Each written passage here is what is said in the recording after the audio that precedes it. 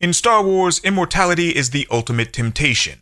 For the Sith, it's a desperate obsession. For the Jedi, it's a forbidden mystery. Yet somehow, a select few Jedi defy death itself, returning as luminous Force ghosts. But here's the question: did the Jedi fear them? And if not, why keep such a powerful ability shrouded in secrecy? First, we have to understand how rare Force ghosts were. In canon, only Qui-gon Jinn first discovered this path, through training with the enigmatic Force priestesses. Initially, he could not fully manifest, but passed the knowledge to Yoda. He was, however, capable when the time came to train Obi-Wan Kenobi. In Legends, the skill was equally elusive. Most Jedi believed death meant merging with the cosmic force, losing individuality. The idea that a Jedi could preserve their identity after death sounded almost unnatural, which is exactly why the Jedi Order kept it a secret. The Jedi trained their whole lives to let go of attachments, to accept death. But from a certain point of view, Force ghosts were a contradiction. They were Jedi who refused to let go, remaining tied to the living galaxy.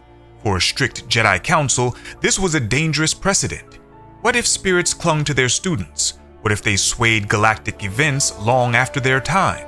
Even Yoda feared that immortal Jedi could interfere with the living, creating dependency instead of growth. In Legends, the Jedi had good reason to be cautious. History was filled with stories of spirits corrupting the living. Dark Jedi and Sith Lords often lingered as phantoms. Exar Kun haunted the temples of Yavin 4, draining the life of students centuries after his death.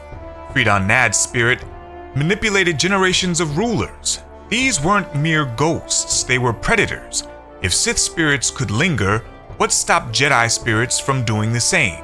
The line between mentor and manipulator was razor thin. In canon, when Qui-Gon's voice first reached Yoda, the Grand Master was unsettled. He didn't see it as a blessing, he saw it as a test. Yoda embarked on a perilous journey facing illusions of Sith, war, and his own failures. Only after enduring those trials did the Force priestesses reveal the secret of immortality. That secrecy was intentional. The Jedi feared that if every knight sought eternal life, arrogance and obsession would consume the Order. For them, immortality was a burden few could carry. Meanwhile, the Sith craved eternal life but could never truly become one with the Force. Instead, they anchored themselves with rituals, binding their spirits to tombs, masks, holocrons, or artifacts. Darth Bane's spirit confronted Yoda, trying to impose fear. Palpatine in Legends cheated death by transferring his essence into clone bodies. The Sith never transcended, they decayed, and they were cursed to haunt. And the Jedi saw this dark reflection as proof that immortality was dangerous, even when pursued by noble means. So why did the Jedi never teach Force ghosting openly? Likely because they feared what it could become. Jedi immortality could blur into Sith possession. A tool for guidance could morph into control. By limiting the knowledge to only Yoda, Obi-Wan, and eventually Luke, the Order ensured it couldn't corrupt the many. The silence wasn't ignorance, it was intentional suppression. So did the Jedi fear Force ghosts? Yes, but not in the way you might think. They didn't fear the spirits themselves, but what they represented: attachment, temptation, and the possibility of crossing the same line the Sith had crossed for millennia.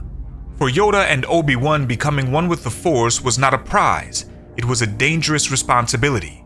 And for Anakin, redemption meant being granted this rare fate, a symbol that immortality itself was not about power, but balance. So what do you think? Were the Jedi right to fear Force ghosts? Or should the knowledge have been shared openly? I mean, they did have a war going on at the time, but let me know your thoughts in the comments, and as always, subscribe and follow for more Star Wars content.